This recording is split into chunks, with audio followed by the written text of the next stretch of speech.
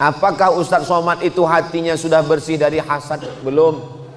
Selama hayat di kandung badan, selama jantung masih berdetak, selama nafas masih berhembus, selama darah masih mengalir, setan terus berbisik. Alladzi waswisu fi sudurin nas minal jinnati. Kapan setan berhenti? Kabarnya setan udah pensiun Pak Ustadz? Belum. Wallahi, demi Allah, fabi izzatika, demi kemuliaanmu, la ughwiyannahum, saya akan terus menggoda mereka, madamat arwahuhum fi ajsadihim, selama roh masih ada di dalam jasad mereka, saya akan goda mereka. Tetanggamu gajinya lebih besar, anak tetanggamu lebih berhasil, istrinya sudah kerja PNS lebih sukses, mobilnya lebih mewah, cincinnya emas. Terus setan berbisik. Assalamualaikum warahmatullahi wabarakatuh.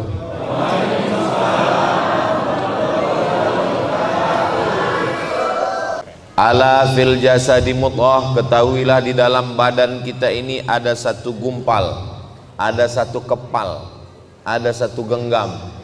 Idza shalahat, kalau dia baik, shalahal jasadu kulluh, seluruh anggota tubuh dari ujung rambut sampai ke ujung kakinya jadi baik. Wa idza fasadat, kalau dia rusak, maka dari mulai matanya jadi rusak, telinganya jadi rusak, pikiran jadi rusak. Kata Nabi, ala wahyal qalb, yang paling penting kita bersihkan itu adalah hati. Bukan hati Pak Ustadz, itu yang segumpal, yang sekepal, yang segenggam di sebelah kiri itu bukan hati Pak Ustadz, itu namanya jantung. Ya, daripada kelahi kita pakai dua-duanya, jantung hati. Kenapa dia disebut jantung? Karena memang bentuknya seperti jantung pisang. Kenapa dia disebut dengan hati? Karena memang orang selalu yang disebut itu adalah hati. Saya berangkat tadi, kami berangkat dari Tasik Malaya ke Bandung. Bapak Ibu naik motor, naik mobil, ada gasnya di tangan, ada remnya, ada koplingnya, ada giginya di kaki. Tapi ketika kita di jalan yang tertulis hati, nggak ada kaki-kaki, nggak ada ditulis mata-mata.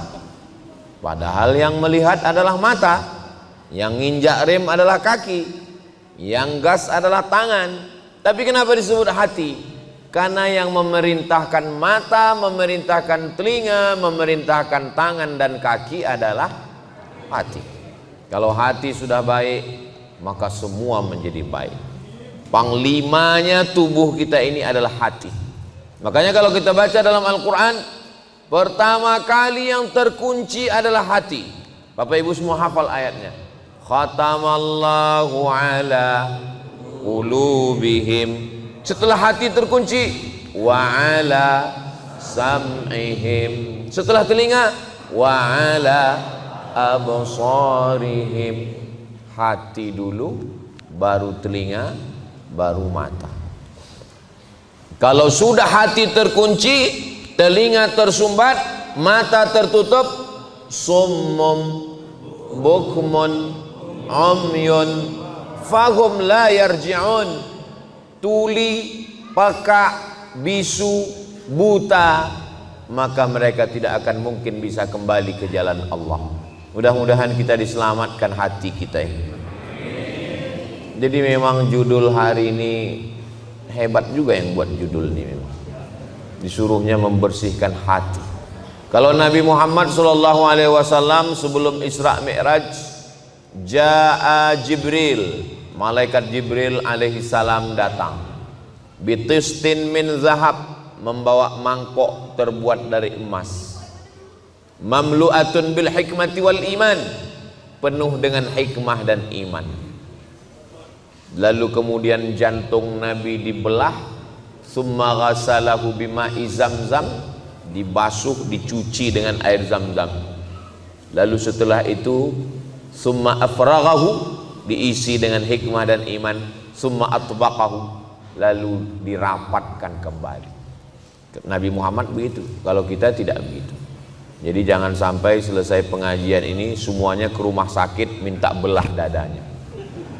Belahlah dadaku, akan kau dapati namamu di sana. Nama istri, bukan nama tetangga. Lalu kemudian bagaimana cara kita membersihkan hati ini? Penyakit hati ini banyak sekali. Wa min syarrin naffasati fil 'uqad wa min syarri hasidin. Penyakit yang paling mengerikan yang pertama adalah penyakit hasad. Apa itu hasad? Hasad itu kata Imam Al-Ghazali dalam kitab Ihya Ulumuddin, arti hasad karahatun ni'mah 'alal mun'ami 'alaih. Tidak senang melihat orang lain dapat nikmat. Itu hasad. Jadi kalau ada yang nggak senang melihat saya dapat kursi ini hasad. Karahatun nikmah, nggak senang melihat orang lain dapat nikmat. Ngelihat tetangga renovasi rumah, demam. Ngelihat tetangga beli kulkas, kita yang kedinginan. Ngelihat tetangga mobil baru, masuk ICU. Tapi kalau saya lihat ini masyarakat di daerah Yudhistira, iya itulah namanya. Ini kelihatannya jamaah Masjid Baitur Rahman ini orangnya hatinya bersih semua. Ustaz tahu dari mana? Dari wajahnya, dari senyumnya yang lepas. Seandainya jamaah ini orangnya busuk hati, dendam kesumat, hasad dengki, pasti wajahnya nggak bisa senyum cerah, tertahan senyum, dipancing ketawa dikit. Nah, kalau ada rasa nggak senang dalam hati kita ngelihat orang lain dapat nikmat, itu baru 50% kena penyakit hasad. Bagaimana cara melengkapinya jadi 100? Wa hubbu zawaliha, ingin supaya nikmat orang itu hilang. Pertama nggak senang rumahnya bagus, nggak senang mobilnya baru, nggak senang istrinya cantik. Ada lagi yang lebih hebat, apa dia? Wa hubbu zawaliha, ingin supaya nikmat orang itu hilang. Rumahnya bagus, gimana supaya nikmatnya hilang? Mobilnya bagus, pasang paku supaya bocor. Maka dari hasad muncullah hasud. Bapak tinggal satu komplek, iya. Dekat Masjid Baitur Rahman, iya. Kenapa rumah dia bagus? Iya, dia kan punya ternak Pak Ustadz. Ternak apa? Ternak tuyul. Muncul hasad, dengki, dendam kesumat. Kenapa iblis keluar dari sorga? Iblis keluar dari sorga bukan karena digoda setan. Karena semua setan anak buah iblis. Iblis itu GM-nya, General Manager-nya. Mohon maaf Pak GM, jangan tersinggung.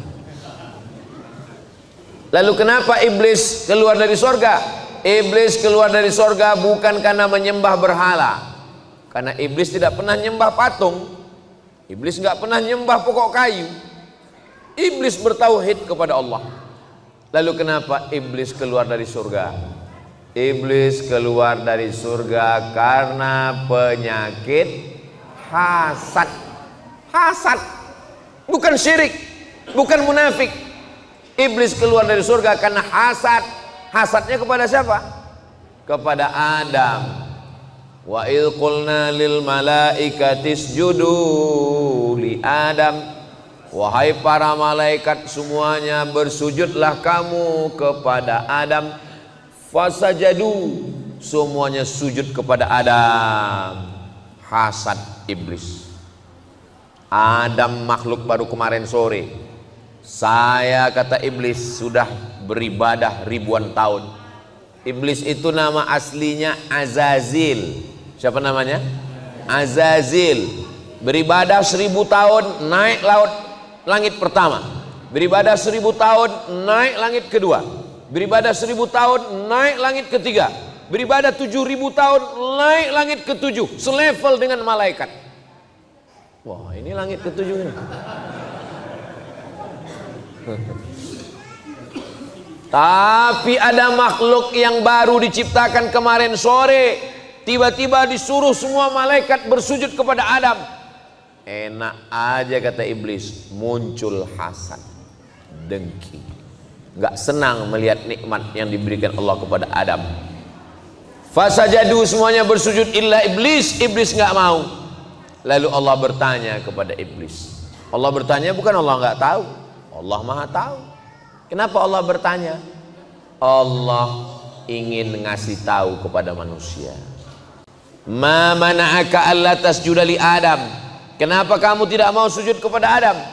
Apa kata iblis? Khalaqtani min nar. Kau ciptakan saya dari nar, dari api. Wa khalaqtahu min tin. Dia kau ciptakan dari tanah, warnanya hitam, letaknya rendah, baunya busuk. Saya dari api, merah, menyala abangku. Enak aja saya mau sujud sama dia, gak mau. Apa kata Allah? Malaka anta takabbara fiha. Kamu tidak layak menyombongkan diri di dalam surga. Ukhraj, keluar. Innaka minas saghirin. Kau kecil. Iblis yang sudah pernah tinggal di surga keluar gara-gara hasad. Apalagi kita yang STJ, status tak jelas. Mudah-mudahan kita semua masuk surga, nggak keluar lagi dari surga, insya Allah. Bapak mau masuk surga sama ibu? Ibu mau masuk surga sama bapak? Alhamdulillah. Di tempat lain pernah saya tanya, bapak mau masuk surga sama ibu? Enggak. Kenapa nggak mau pak? Di dunia aja saya udah nggak tahan kan? Bapak ibu yang dimuliakan Allah Subhanahu wa Ta'ala. Jadi kalau kita selamat dari hasad, doakan supaya yang ceramah, yang ngomong ini hatinya bersih dari hasad. Siapa yang ceramah di Masjid Baitur Rahman tadi? Ustadz Somad. Apa judulnya? Hasad. Dia aja hasad. Saya masuk pesawat. Sebelum masuk pesawat, masuk pintu airport. Bapak, buka jamnya. Buka cincinnya, buka ikat pinggangnya, buka. Kenapa? Karena di pintu ada detektor logam. Kalau saya lewat, tet, bunyi. Rupanya di dompet ada duit logam. Bayangkan orang Jepang menemukan detektor, tapi bukan detektor logam, namanya detektor hasad. Siapa yang hasad? Bunyi. Lalu pintu detektor hasad itu dipasang di pintu Masjid Baitur Rahman. Pas Ustadz Somad lewat tadi bunyi. Tiba-tiba saya ceramah. Judul kajian kita adalah membersihkan hati dari hasad. Semua jamaah senyum. Alah hasad, tadi aja bunyi detektor hasad. Makanya yang tahu isi hati saya hanya Allah. Ya Allah, bersihkanlah hati saya dari hasad. Bagaimana cara menghilangkan penyakit hasad? Cara menghilangkan penyakit hasad ada 5. Apa dia yang 5 itu? Jangan kemana-mana, kita lanjutkan setelah yang 1 ini. Nah, ya kalau live di TV gitu. Cara menghilangkan penyakit hasad yang pertama adalah fahami bahaya hasad. Jangan minum teh manis. Nanti kalau minum teh manis kena diabetes meletus. Nanti kalau sudah kena diabetes, kalau ada luka diamputasi. Akhirnya orang takut minum teh manis. Betul? Makanya saya dikasih air putih. Ustadz Somad nih nyindir pengurus. Saya tadi di rumah Pak Haji sudah minum teh manis. Makanya kalau sayang sama Ustadz Qori kita, jangan kasih minum teh manis, karena beliau habis ngaji. A'udzubillahi minasyaitonirrajim. tiba-tiba dikasih air teh panas gula, itu merusak pita suara. Jadi yang paling bagus adalah dikasih air yang paling ikhlas, yang tidak bercampur dengan apa-apa.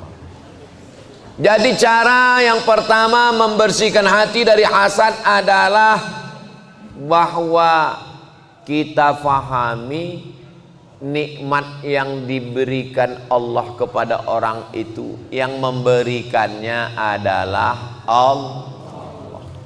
Benci kepada nikmatnya berarti benci kepada yang memberi nikmat. Jadi kalau ada tetangga kita rumahnya bagus, alhamdulillah. Ada tetangga kita mobilnya bagus, alhamdulillah. Ada tetangga kita yang istrinya bagus, jangan bilang alhamdulillah, nanti dia cemburu. Alhamdulillah wa syukrulillah wala haula wala quwata illa billah. Ini anaknya ya? Iya. Alhamdulillah Pak Ustadz, anak saya hafal Quran. Alhamdulillah. Orang kalau hatinya bersih, ngomong alhamdulillahnya plong. Alhamdulillah. Itu rumah siapa? Rumah tetangga. Bagus ya? Alhamdulillah. Berarti marah. Makanya kita mesti ikhlas. Ini pembagian Allah. Pembagian Allah kepada manusia ini seperti ini. Ada yang tinggi, ada yang pendek, ada yang besar, ada yang kecil, ada yang hitam, ada yang putih. Wajah aja nggak sama. Ada yang glowing, ada yang pusing, ada yang mancung, ada yang pesek. Maka yang paling bagus mensyukuri nikmat Allah, alhamdulillah wa syukrulillah wala haula wala quwata illa billah. Ini anaknya ya, alhamdulillah. Ini suaminya, innalillah. Alhamdulillahi rabbil. Khairud doa, sebaik-baik doa adalah alhamdulillah.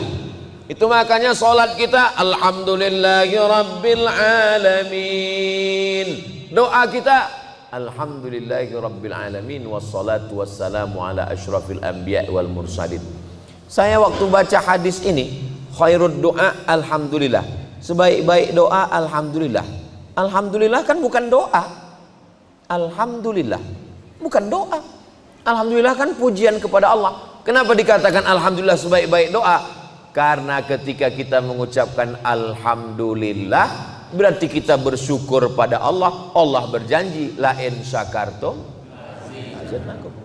Kalau kamu bersyukur punya tetangga yang baik, diberi tetangga yang lebih baik. Bersyukur punya mobil yang baik, diberi mobil lebih baik. Bersyukur punya anak yang baik, diberi anak yang lebih baik. Bersyukur punya istri yang baik, istrinya bertambah baik. Ibu jangan marah dulu, sendalnya jangan dilempar ke bawah. Itu kunci pertama membersihkan hati dari hasad dengki. Yang kedua, bahayanya. Apa bahayanya kalau kita banyak makan santan? Kolesterol. Apa bahayanya banyak makan kacang emping melinjo? Banyak juga yang udah kena ini. Apa bahayanya kalau operasi plastik masuk silikon ke wajah, menggumpal penyakit hidung, dagu, pipi, bernanah. Nanahnya kata dokter mesti dibelah, wajahnya jadi cacat. Akhirnya karena takut dibelah, terapi lintah. Ditempel lintah 3 ekor di sini. Lintahnya pun sebentar-sebentar jatuh. Asam kata lintah. Bahayanya hasad itu apa? Iyyakum wal hasada, hati-hati hasad. Kenapa? Innal hasada ya'kulul hasanat. Hasad memakan semua amal kebaikan. Abdul Somad, kau jangan hasad. Kalau kamu hasad, sholatmu terbang, sedekahmu melayang, zikirmu hilang, pahala ceramahmu ludes, hilang semuanya. Maka jaga hati, jangan sampai hasad. Ceramah hilang, tausiah terbang, bangun masjid 2 lantai 2 miliar. Lantai bawah, lantai atas 2 miliar. Sekarang baru dapat tanah wakaf untuk pembangunan rumah Quran, rumah tahfiz Al-Quran. Ini sudah ada tanah. Saya di mana-mana itu diminta untuk pembangunan rumah tahfiz itu peletakan batu pertama. Tapi di sini nggak ada peletakan batu pertama, langsung penandatanganan prasasti. Tapi bangunannya belum ada. Mantap. Perlu ditiru sama yang lain. Ini jadi doa yakin kita semua. Saya yakin dan percaya insya Allah rumah Quran ini akan terwujud dalam waktu yang sesingkat-singkatnya. Ini kalau dilihat dari senyumnya Bapak Ibu ini, orangnya nggak ada yang punya utang. Bersih, kaya-kaya semua. Insya Allah. Sedangkan masjid aja mereka bangun 2 miliar. Lihatlah lampunya. Cantik, mahal, berapa puluh juta harganya. Lampunya tergantung langsung ke langit. Biasa. Kaligrafinya emas semua. Ini daerah sini ini aman ini kelihatannya. Kenapa? Kaligrafinya emas tapi dindingnya nggak pakai jeruji besi. Luar biasa.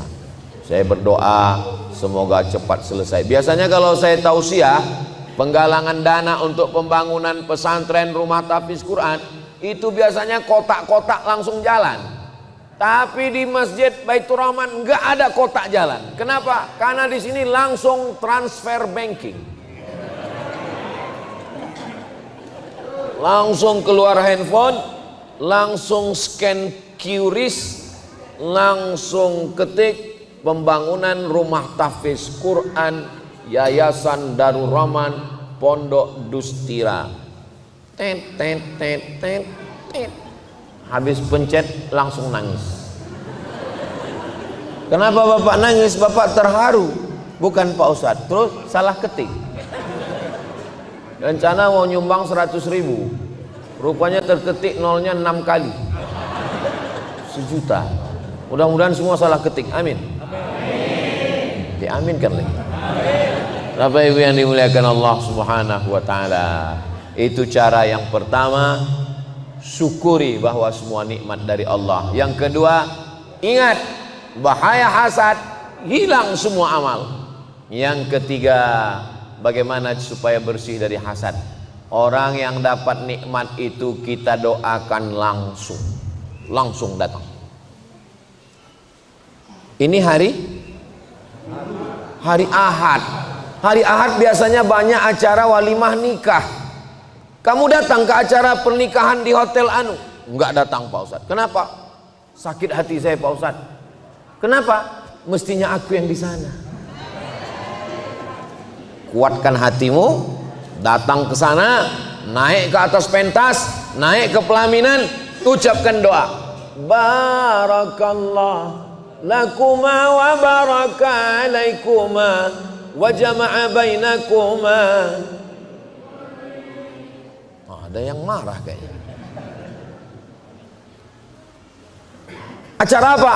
Acara akikah. Loh, saya udah nikah 10 tahun gak ada anak Pak Ustadz. Dia baru nikah kemarin Januari, Maret sudah lahir. Sakit hati, gak mau datang. Lawan, datang ke acara walimah. Doakan. Barakallahu laka fil mawhub wa syakartal wahib wa ruzikta birrahum wa balagha asyuddahu. Tapi saya nggak hafal doanya Pak Ustadz. Nggak usah kuat-kuat, gerakkan aja mulut.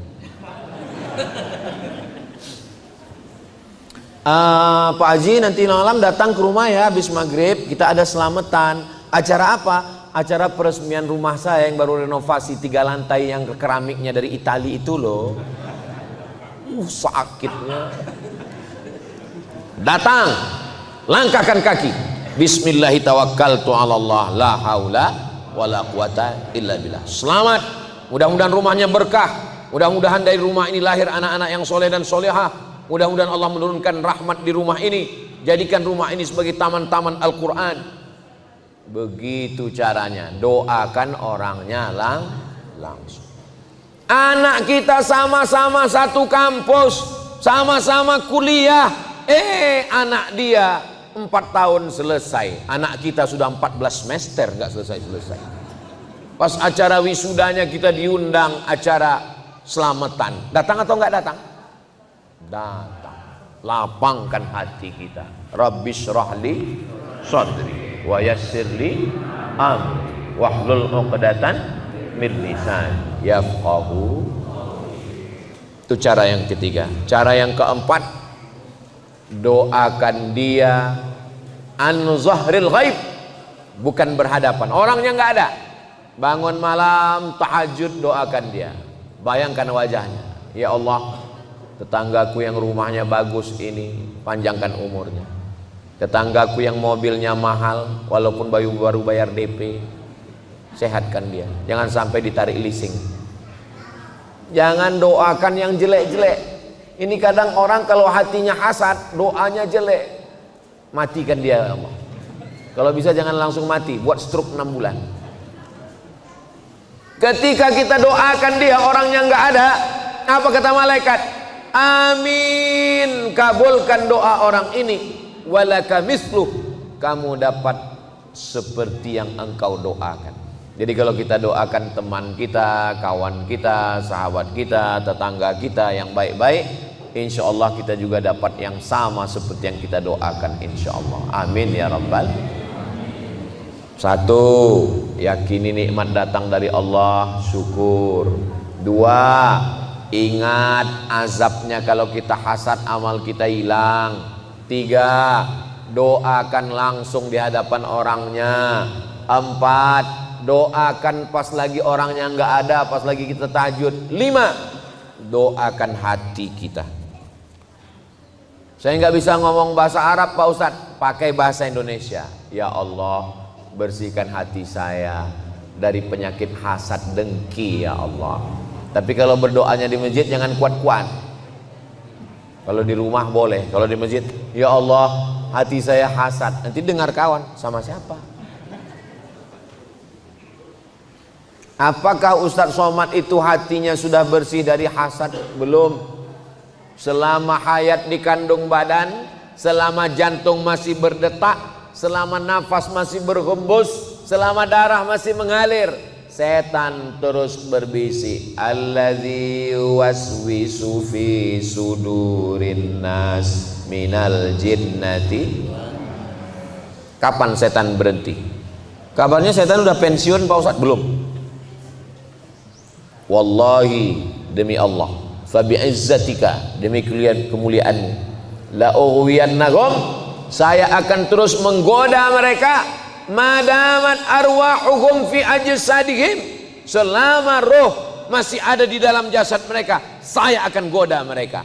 Tetanggamu gajinya lebih besar, anak tetanggamu lebih berhasil, istrinya sudah kerja PNS lebih sukses, mobilnya lebih mewah, cincinnya emas. Terus setan berbisik.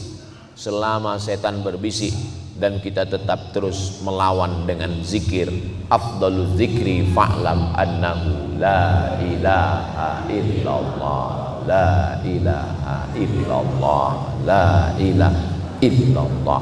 Zikir itu 3. Di mulut la ilaha illallah, di hati la ilaha illallah, di pikiran la ilaha illallah. Sejalan antara 3, mulut, hati, dan pikiran. Banyak orang mulutnya yang berzikir la ilaha illallah, hatinya gaji 13 belum cair.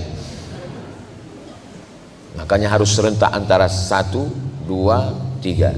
La ilaha illallah, la ilaha illallah, la ilaha illallah, la ilaha illallah. Begitu kita sudah berzikir, maka Allah mengatakan, ala bizikrillahi tatma'innul qulub. Dengan berzikir mengingat Allah, maka hati akan menjadi tenang. Hati yang tenang itu disebut dengan mutmainnah. Ya ayyatuhan nafsul mutmainnah. Wahai jiwa yang tenang, wahai hati yang tenang, irji'i ila rabbiki radiyatan mardiyah. Kembalilah engkau kepada Allah. Allah ridha kepadamu dan kau pun ridha kepada Allah.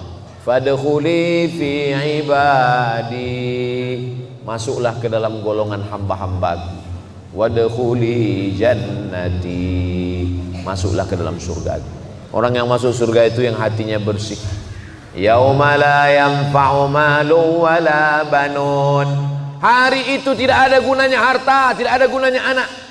Illa man atallaha biqalbin salim, kecuali orang yang datang ke menghadap Allah dengan hati yang bersih. Membersihkan hati. Penyakit hati itu banyak Pak Ustaz, banyak. Ada hasad, ada syirik, ada nifak, ada banyak. Tapi yang kita bahas ini penyakit yang paling kronis aja. Kalau diibaratkan penyakit badan, ini yang sedang kita bahas ini penyakit jantung koroner. Adapun penyakit kadas kurap nggak usah kita bahas. Karena biasanya orang mati itu karena penyakit jantung. Bapak Anu yang dulu waktu saya datang ke masjid ini ceramah beliau ada mana? Tiba-tiba meninggal Pak Ustadz. Kenapa? Karena serangan jantung. Dua serangan itu yang mematikan. Pertama serangan jantung, kedua serangan Israel. Belum pernah saya dengar cerita jamaah kita kemana? Mohon maaf Pak Ustadz, dia meninggal kena kurap. Makanya jantung, sebagaimana jantung itu sangat urgen, sangat penting di badan, begitu jugalah dengan hati kita ini. Maka kita jaga jangan sampai kena penyakit hasad. Kalau selamat dia dari hasad, hidup kita tenang. Ini hari Ahad, walimah pesta. Pulang dari acara walimah sampai rumah, tiba-tiba ibu merasa jantungnya detaknya nggak normal. Kalau jantung yang normal itu detaknya, tapi kalau nggak normal, karena bapak sayang sama ibu, akhirnya dipanggil dokter dari puskesmas, membawa balon berwarna hitam.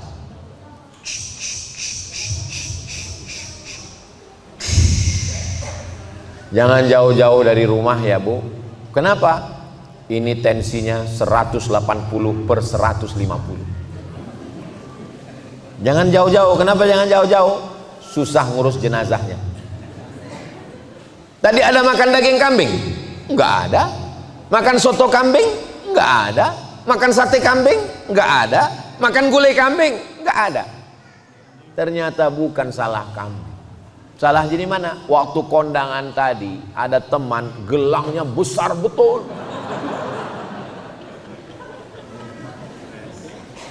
Makanya ibu kalau punya gelang yang besar simpan di dalam. Ini kadang ditunjukkan jam berapa ya?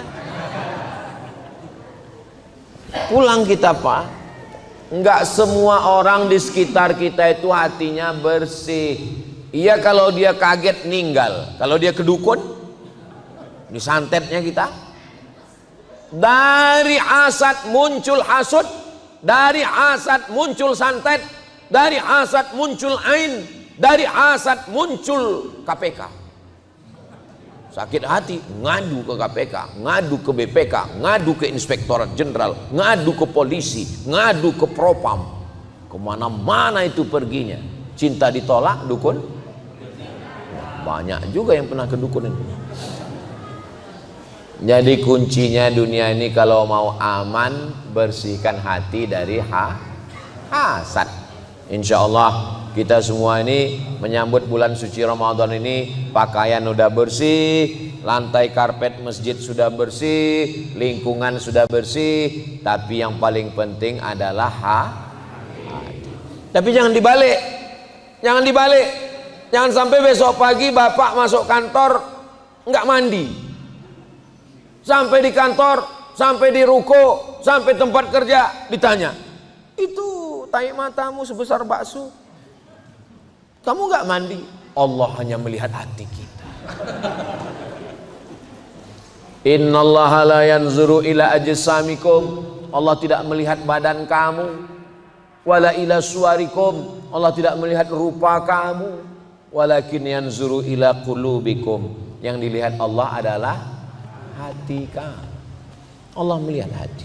Seandainya yang dilihat Allah itu wajah, dan yang masuk surga itu cuma yang putih, Berapa lama kita mesti minum skincare? Seandainya masuk surga itu karena wajah, dan yang masuk surga itu cuman yang mancung, kita urutan yang keberapa? Eropa, Australia, Arab, habis itu barulah kita. Arab maklum, Arab cemas.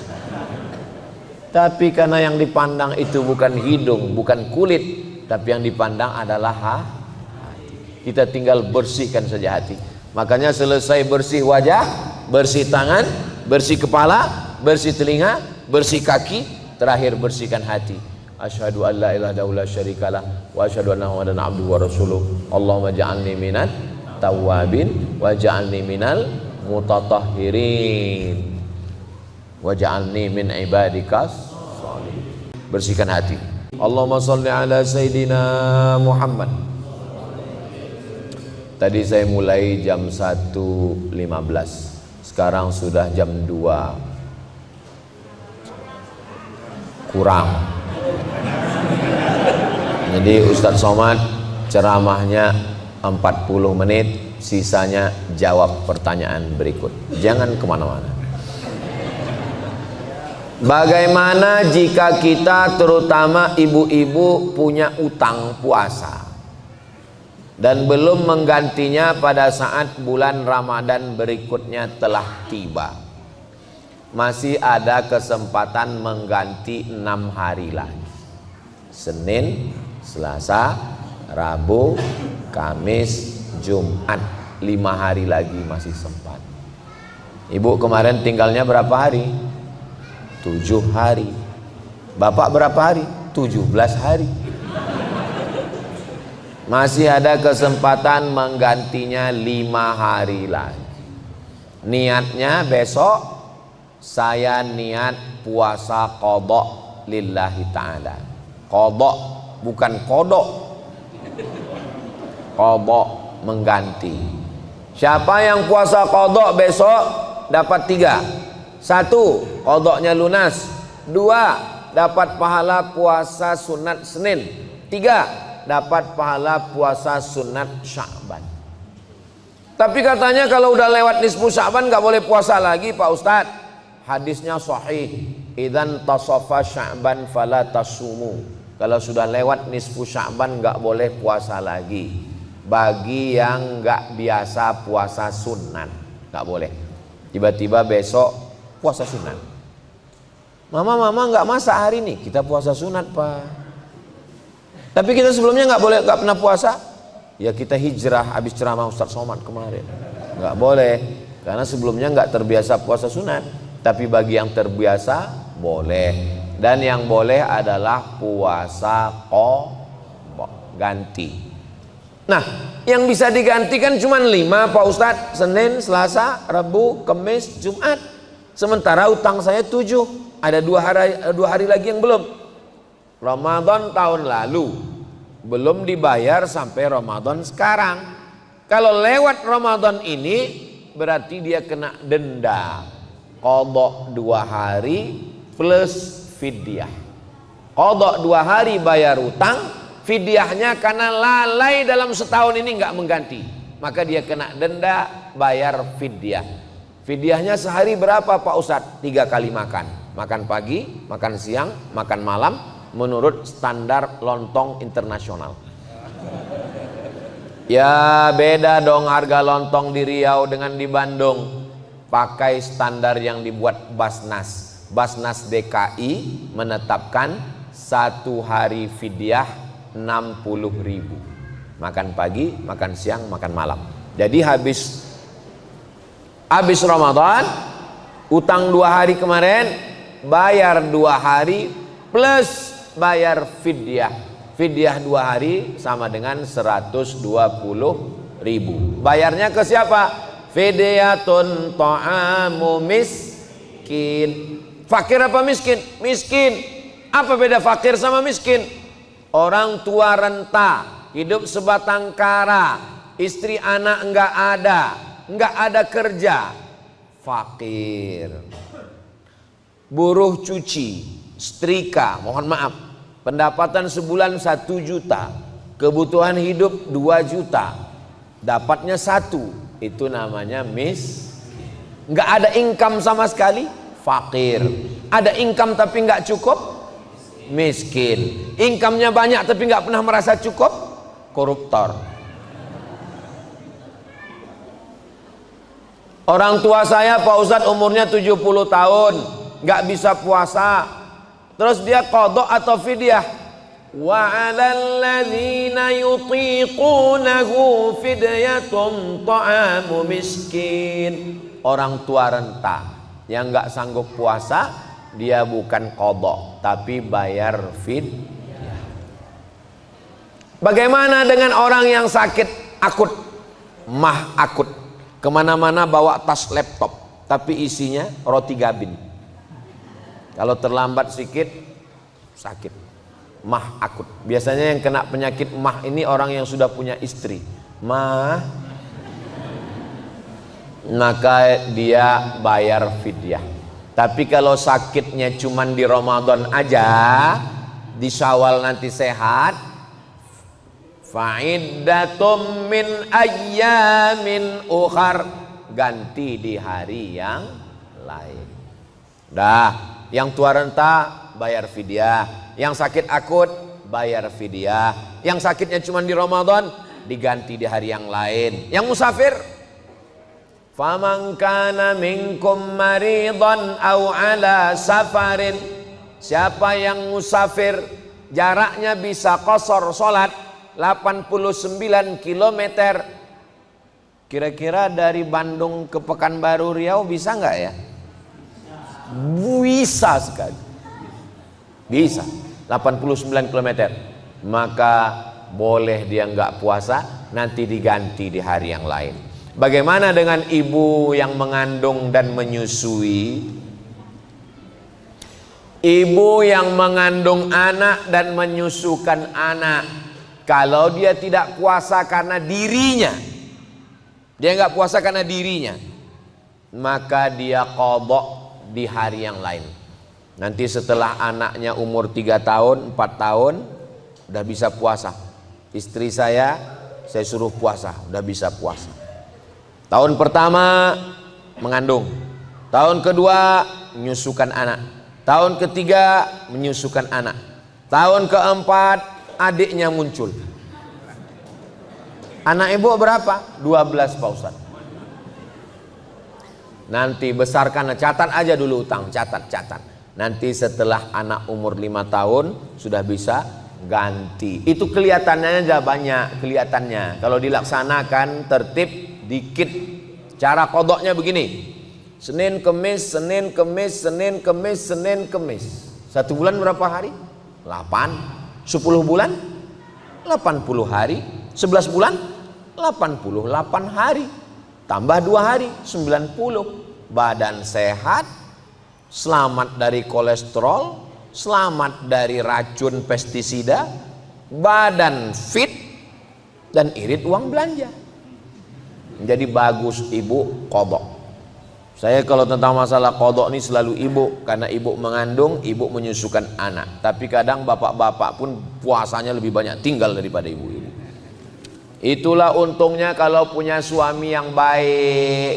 Dia akan ingatkan ibu, mama, puasa kamu sudah diqadha atau belum? Tapi kalau dapat suami Fir'aun, mudah-mudahan cepat tenggelam di Laut Merah. Jangan diaminkan, nanti mati betulan. Bapak, adik-adik, laki-laki, kalian nanti punya istri perempuan, maka kalian suruh dia mengqadha puasa. Jangan sampai kalian marah kalau istrimu puasa. Apa ini puasa? Apa ini puasa? Istrinya nggak berani ngelawan. Kalau istrinya berani ngelawan, aku ini puasa karena menghamilkan anakmu. Coba kau letakkan di tabung 3 kilo. Apa hukum minum obat pencegah haid agar puasanya bisa penuh? Pil pencegah haid hanya difatwakan ulama untuk pergi haji dan umroh. Nunggu haji 30 tahun, sampai di Makkah mau tawaf nggak bisa, maka daruratnya tingkat tinggi. Dia pergi ke dokter, dokter kasih obat pencegah haid, supaya ketika sampai di Makkah dia bisa tawaf, habis tawaf sa'i, habis itu tahallul.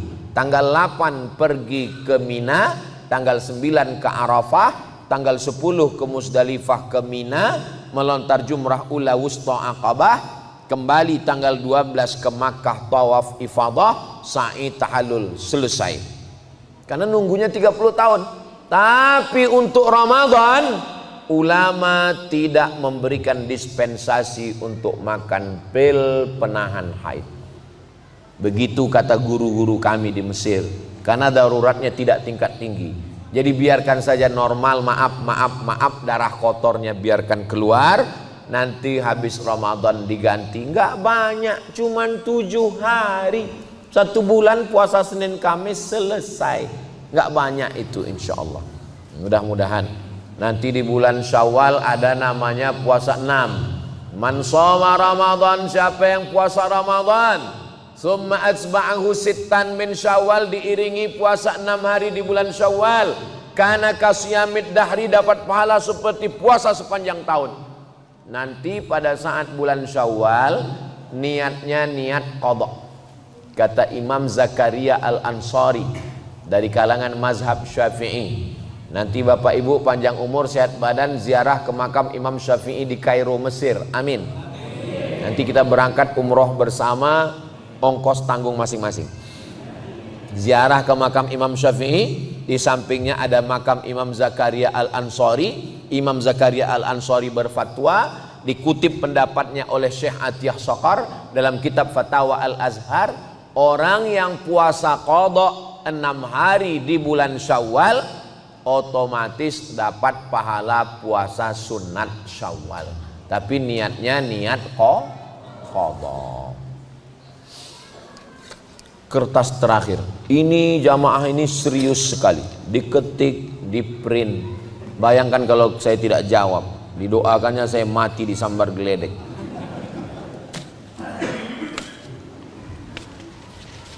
Setiap sore hari bulan Ramadan biasanya ibu-ibu masak untuk keperluan buka puasa.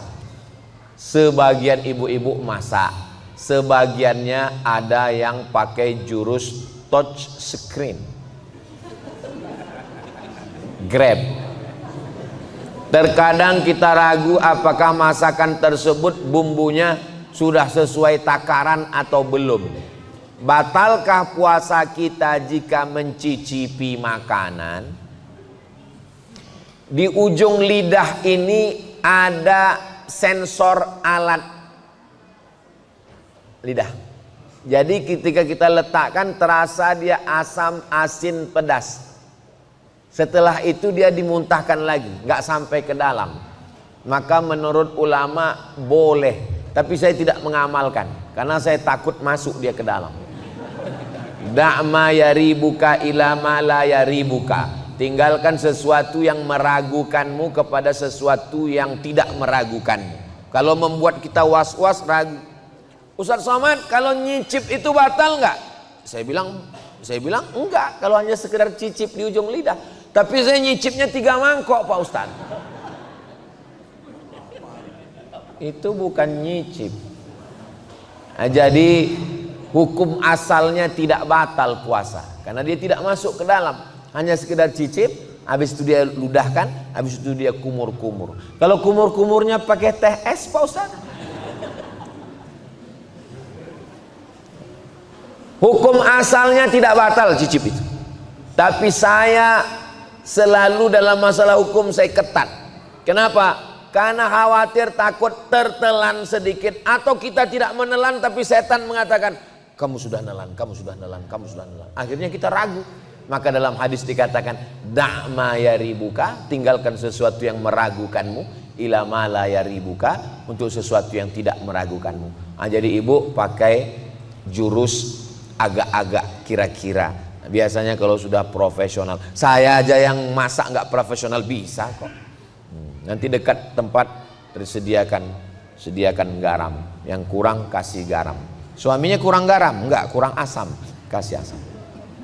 Majelis, mari kita sama berdoa kepada Allah. Mudah-mudahan kita diberikan hati yang bersih dari penyakit hasad, kita semua diberikan keluarga yang sakinah mawaddah warahmah, anak keturunan kita soleh dan solihah, penghafal Quran yang akan menghafal Quran di Yayasan Darur Rahman.